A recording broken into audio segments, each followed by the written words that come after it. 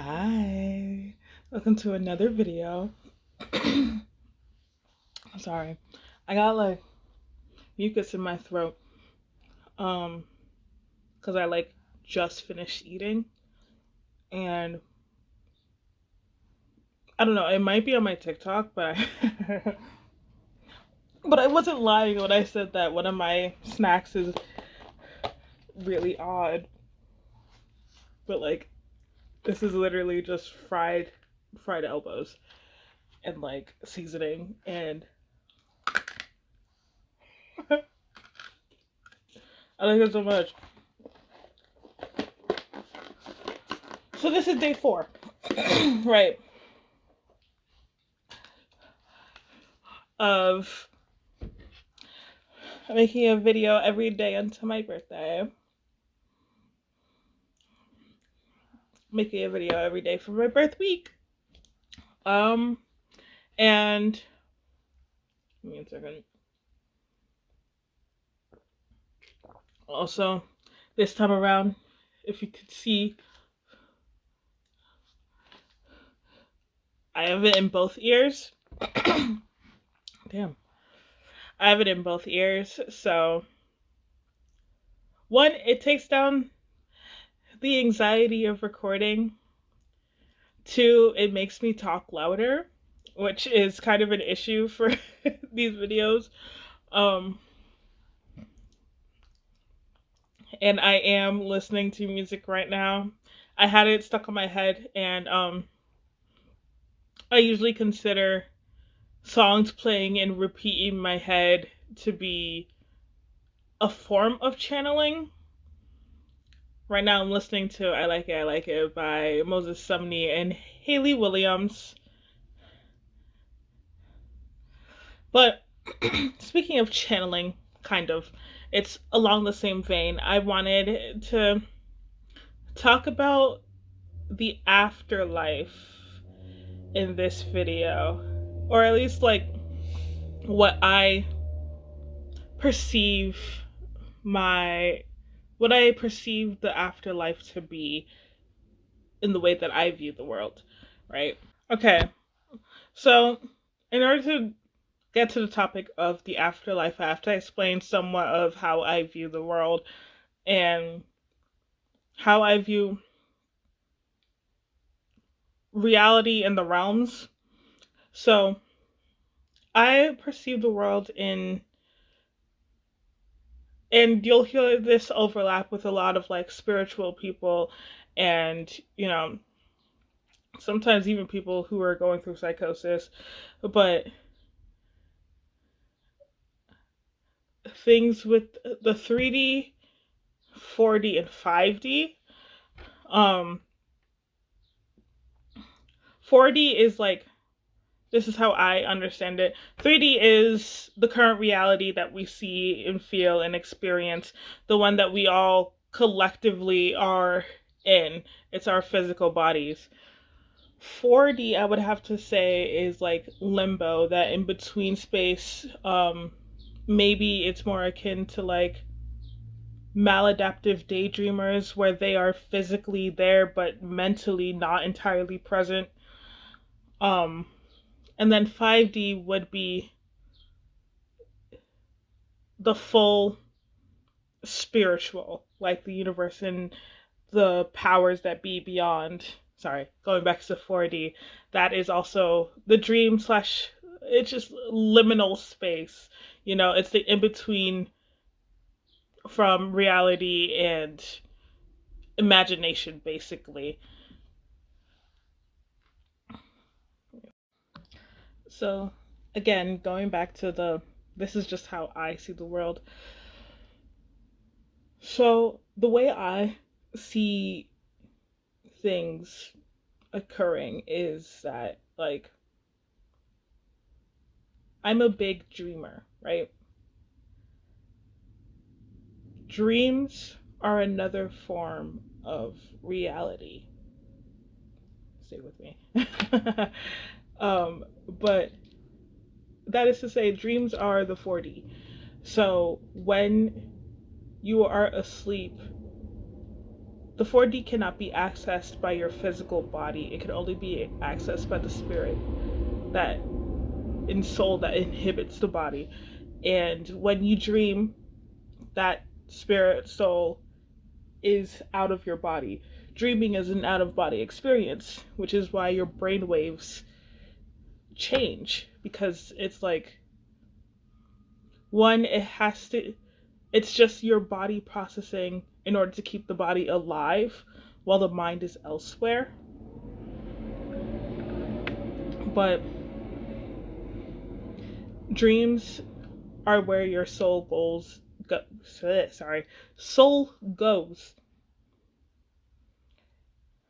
Sorry, I need to gather my thoughts a little. And this is why it's like there's so many different cultures that incorporate dreaming and dream interpretations in people who have like very vivid dreams. I'm a person who has very, very vivid dreams.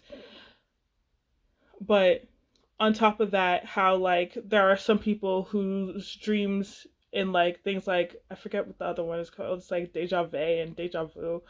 Um, but something predictive about dreams where if you had a dream and there are some things that are significant and then seeing it happen later down the line in life, you know, those people are called prophetic. And those dreams are called prophetic. And then like there just being a lot of symbolism across dreams that people know and understand already. And even if you don't know the exact spiritual significance to it, you can still feel it in your dream, right? So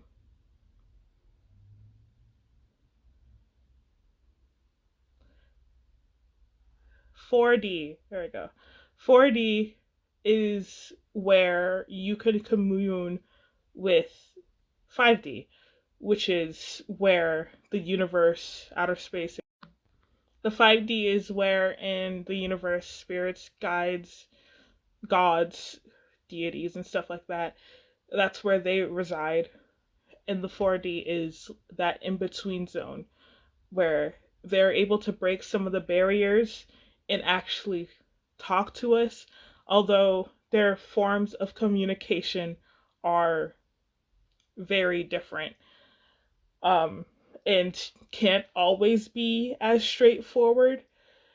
Um, because as someone who doesn't live in our reality, they cannot fully understand how to speak to us in our reality's terms. So they use things that we know, like previous people that we have interacted with, like animal symbolisms, things that you will pick up and notice and listen to and engage with. Most often they do not come in physical form. Sometimes they do come in physical form. And then sometimes you wake up with the feeling being like, that was strange. And then nothing is further explained.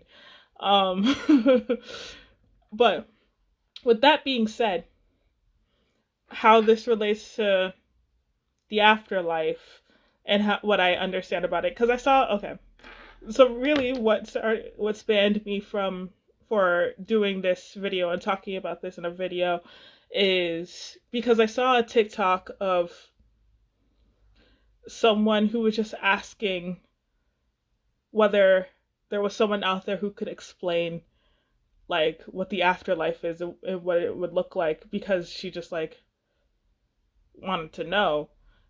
That's a lie. It wasn't a TikTok. Was it a TikTok? No, it wasn't a TikTok. I was watching a YouTube video. Sorry. um, I forget whose it was. I could probably go back and search, but I don't really want to. But because a lot of people fear death, and death isn't really anything to fear, in my opinion. Um, yeah, there is a reason why there are like statements, like well-known statements like the sweet release of death, because it's just like it's a peaceful thing. The only thing that's really like scary about death is if you're very connected to life. And like when you feel like everything you have going for you is when you feel like everything you have going for you is in life, that is when fearing death may occur. But death isn't a thing to fear, it's just another setting for your life. I don't know. Another setting for your spirit. In my opinion, based off of how I explained, sorry, based on how I explained the 3D, 4D, 5D, I think for the most part, most people,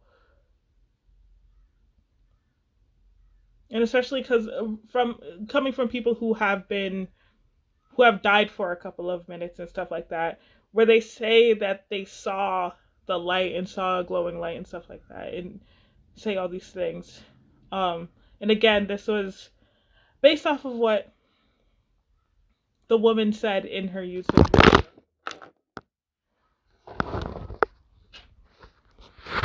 video. But yeah, still based off of, whoa, now you're suddenly not stable. Based off of that video and what she said about like people. And she made a statement afterwards where I was just like, that's exactly what it is. She had said something along the lines of, how do you know that it wasn't just a dream? And I would have to say she was correct in saying that, but it's more deeper than you think. It is a dream because the afterlife is the dream realm. You no longer, like when you die, you no longer need your body. And where does your soul go when it's not in your body? The 4D, the dream realm, the liminal space. That's where most souls go to. It's like a hub, basically. So, honestly, now that I'm like talking about it, like more things come to mind and more thoughts come to mind, and I'm like, honestly, probably the people that you see in your dreams, if they're not people that you immediately recognize, they could either be the people who are also asleep at the same time as you in dreaming, or it could be past souls, people who have died, people who have yet to live another life, stuff like that. But basically, when you die, you just go to the dream world. Now, there are some people, very, very special cases, um, and I think this is really where the debate of whether nirvana and hell exist in the world. There, again, I think because it goes to this theory of, and something that I like deeply rely on, if you think of something, it exists. I said this in, I think, an essay I have written before. I've also written this theme in stories where it's like metaphysics, basically. Whatever you think of exists. If you cannot think of it, then it does not exist. Like, as long as there is thought behind it, such thing exists, because you cannot perceive that which does not exist. I also said that in a previous video before. Um, but what was I saying? Oh, hell. Hell exists if you believe in it. Um, if you die believing that you haven't repented and thinking that there is a place where you will be tortured, then that is a place that will exist for you. That is because your thoughts have brought it to life. It exists because thoughts have brought it to life, kind of thing. Um, and I mean, it also goes for like if you believe that someone else, when they die, will go to that place, then it also exists for them. I mean, there is like a moral standing and like an understanding that this place does exist. Like I am a firm belief that demons do exist, but there is a difference between how do I explain this? I have said this, I'm pretty sure I said this in a previous video where I'm like gods are a neutral force because they're a neutral force because morals are based off of our understanding and based on the individual. Um, there are certain things that we all agree upon. Not all, actually, because there are people who kill. So like, it's not a universal thing. Morals aren't a universal thing. Um, it is based off of the individual. So it's like you can't hold gods to that standard because morality is a human thing. Um, and so I have to say the same goes for devils and demons. They are, by our standards, evil, but they are also neutral in a force because technically they are just doing their job. Temptation to, at the end of the day, everybody wants there to be peace and stuff like that. But there are retributions for how you treat your fellow man. Like, and again, not everybody may believe this, but I have a Christian background. And so most of my religious and spiritual knowledge comes from Christianity. I am no longer of the faith. I still do believe in God and gods in general, but I still believe in Abasi, but not not whoever American Christians believe in. Um, but anyway, what was I saying? Oh, this goes to the seven deadly sins, and I think it's the seven holy virtues. I don't entirely remember what the virtues are, but everybody knows what the seven deadly sins are. Um, because they love to push that on people. But those are, it's okay. So if you believe in, what's it called? Not necessarily resurrection, but like, but yeah, resurrection in some way. I forget what it's called. Where you come back to life, but it's not resurrection. If you believe in that, which I do, um, where people come back, and I think people come back and continue that cycle until they learn and get through and overcome the seven deadly sins, right? So demons and devils are here to tempt, as it's said in the Bible, they are here to tempt you, but it's really just so that, just to see whether you have learned your lesson, right? To see whether you will still fall for the same trap of getting led into that temptation. If you haven't, then you move on to a different trial. Once you successfully overcome each of those things, and you live your life, that is when you no longer have lessons to learn, and you will move on to the highest plane, to the 5D, which, yeah, which I think there have been some people who have made it, obviously, but like the caveat of falling for temptation is that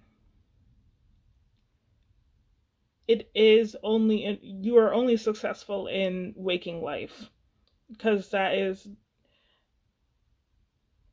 yeah, that's how they get you. But because the dream world is anything that you want it to be, anything that you think it is, but when the waking world is your utopia, which is why I'm like, hell, I'm pretty sure I've said this. This might get flagged. But living in the world is living in reality is hell, because who are the ones who are thriving in our current state? It's the ones who have been living life through temptations and taking advantage of other people and not living by the seven holy virtues. Like, this is the place where they feel king, right? And that's in some way that is also their punishment, because that means in the dream world, and where their soul resides when they go to sleep at night, which is in case you guys haven't noticed, those people don't really sleep much. They are always doing something, so they don't sleep much.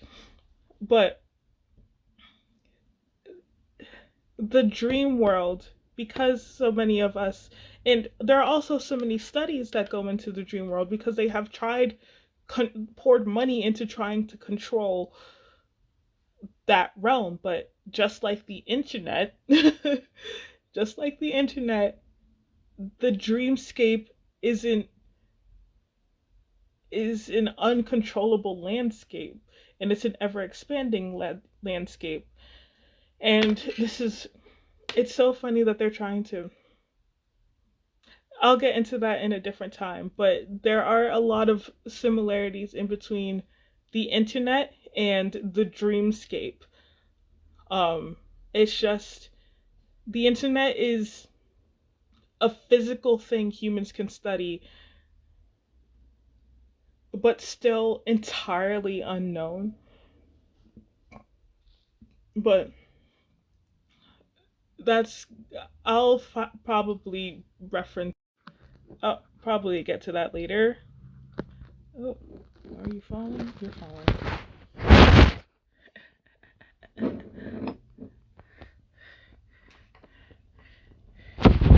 I feel like someone doesn't want me talking about this, because you are no longer stable. I'm about to just start holding my phone. There we go. Can you focus? Okay. So, basically, that is how demons work. They make the reality livable for them, but they're still going to be punished in the dream world. So, in other words, demons are just doing their job. And of course, hell is going to feel like hell for us in reality. But once you learn that dreams influence reality, and you stop living fully in the constraints of where people who are strong through temptation, then you'll be able to influence your life into no longer being in hell, because you don't have to live in hell. You really don't. You really don't. And as soon as you break out of that, it will start taking off their power. Because again, every it's like it goes back to things like the monkey's paw and like genie wishes. You have to be very specific in what you ask when you are making a deal with the devil, because those contracts only have so long, and there are fine print. How do you like where do you think that they learned how to do their contracts? Where there is fine print and loopholes where if you read it correctly, you would be able to get out of it. Cuz there is no such thing as a fully secure contract. It's all dependent on manipulation in a way. But yeah. And also, it's just like, if you really, really think about it, which is probably why all y'all are just like praying for someone's death, you know?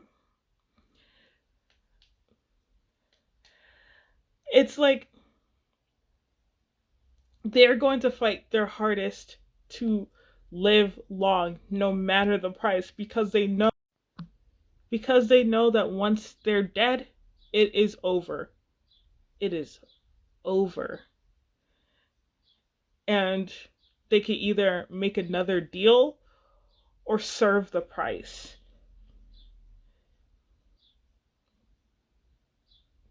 But anyway, the afterlife is a great place for people who think it's great, who hope for it to be great, you know? I know my afterlife is going to be swell. It's going to be a party. Which is another reason why I'm like, first of all, death isn't bad, but second of all, when I die, I don't want y'all crying at my funeral. Like, yes, you can feel sad that someone as great as me is gone, but like, what I really want to leave behind is like rejoice. Like, you could be sad, but at the same time, like, I am just moving on to another part of my life.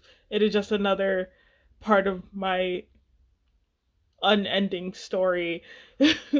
Like, I may not be entirely remembered in reality, but my story doesn't end when my physical body does. So I want people to be happy that I'm moving on, because I know I'm going to be happy at the end of my life. Um, I'm not saying that as if I'm going to like die right now. I still got a whole lot of life to live. Um, and you know, children to lead, you know, like there are so many things that I look forward to in my life, and so many things that I look forward to looking back in my last days. So, all that is to say is just death isn't something to fear. And once you build a healthier relationship with death, you will understand that death is just as beautiful as life is, if not even more. But like there is beauty in death and rebirth. There we go. That's the word, rebirth. Um but yeah, that's all I wanted to say. I'm pretty sure I could like go on and make like an entire thesis or whatever on this topic of like spirituality, the 5D, demons, devils,